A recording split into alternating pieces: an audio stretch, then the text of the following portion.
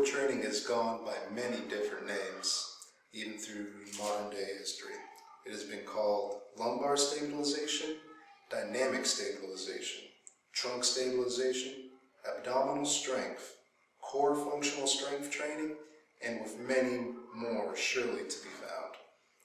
Though core training goes by many names, the most popular misconception is that the core is made up of muscles in the belly that form the ever so sought after six-pack.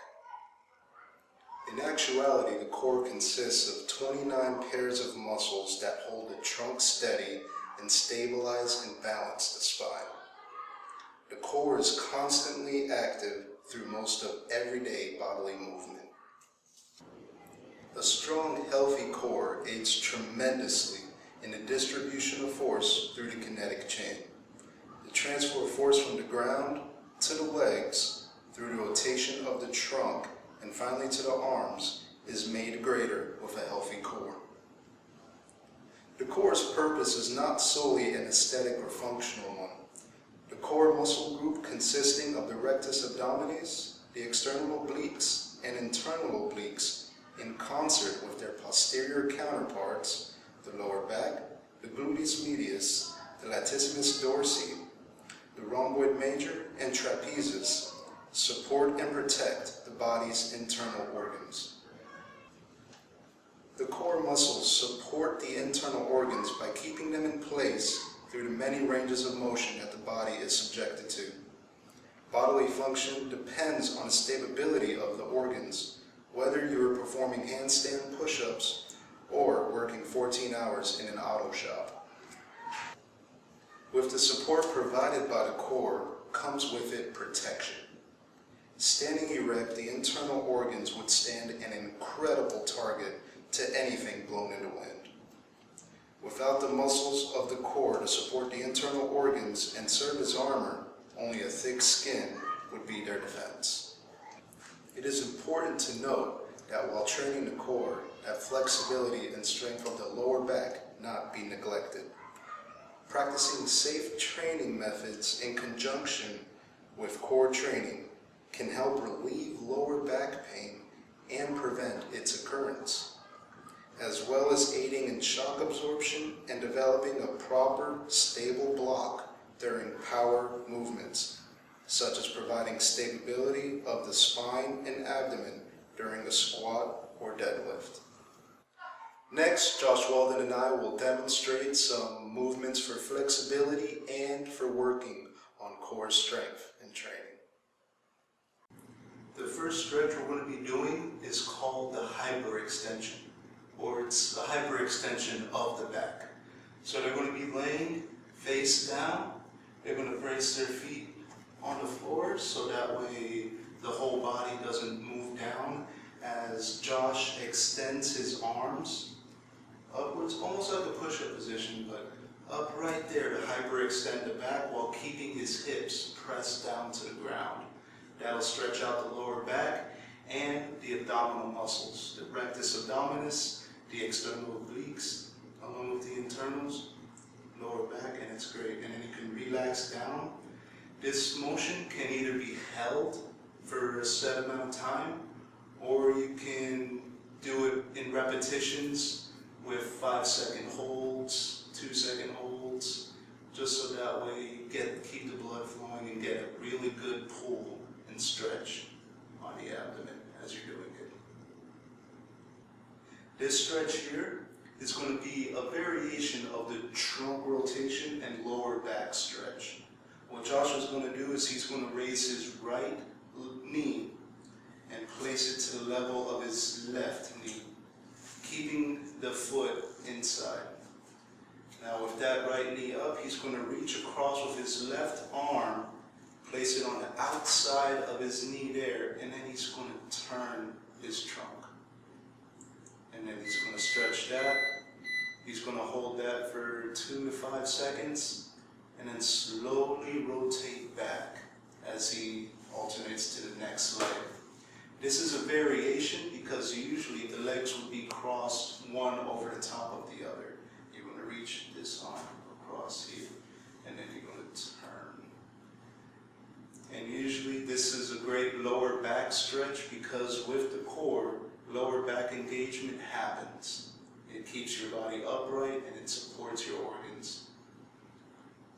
So, as I was saying about the legs one over the other, usually that will get you a better stretch on your glutes as you do this stretch.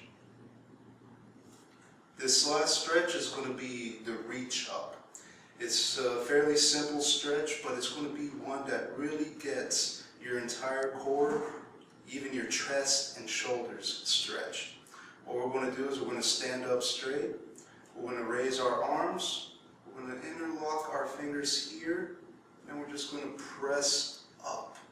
Now, as you're pressing up, take everything along with you, so that way you get to stretch out the rectus abdominis, your external obliques, your internals, along with everything in reverse.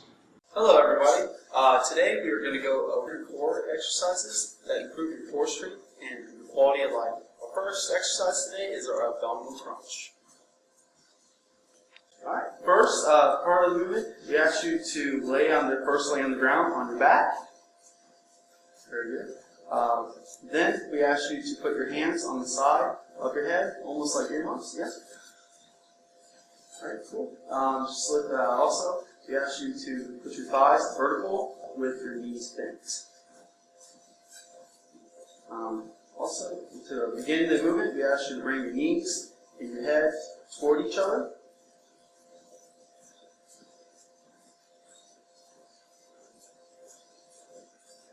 Also, inhale when you're going up, and then exhale after going back down. This exercise targets the rectus abdominis and variations of different core muscles. Alright, for our second exercise that we're demonstrating, we're going to demonstrate the sit-down leg raise. Alright, first part of the exercise, we ask you to lay down on your back, flat. Then, at the same time, you will raise your knee to your chest, just like that. Inhale as far as going up, and then exhale when you're going down. This targets the hip flexions, epaulis, obliques, rectus abdominis, rectus femoris, the quad region, and there's alternate different types of movements as well. You have a flutter kick, individually work out both the sides of the abdominal muscles as well as the quad on both sides. Alright, for the third exercise that we are going to be demonstrating, we are calling it the side leg.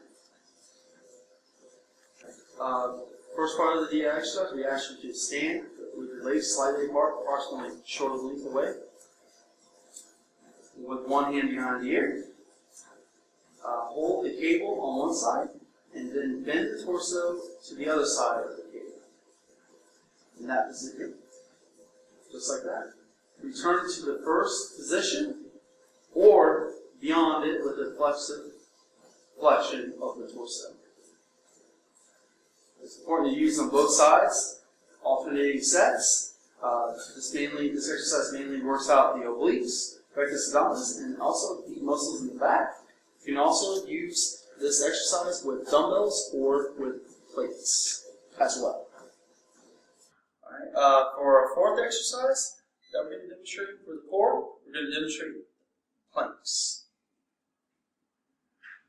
First, we ask you for the planks, we ask you to get on your knees, then bend your elbows on the ground, directly below the shoulders. Feet are hip width apart. Then straighten up your back. Contract your abdomen. Tuck your toes in and lift your body. As so. It's important to keep your back straight with this exercise to get the best form and the maximum result from this. It's sort of a full body exercise due to almost every single muscle in the body being strained. This definitely improves your posture throughout your posterior muscles primarily. This targets your whole core section of your abdominal region. We also have our side planks as well. This mainly targets the oblique region on each side of the abdomen. It's important to do both sides, alternating sets. You can also have your toes one behind the other or on top of each other as well. These were only a variety of different exercises that work out your core. These are some of the most widely used and some of the most effective core exercises. Also, you can perform these anywhere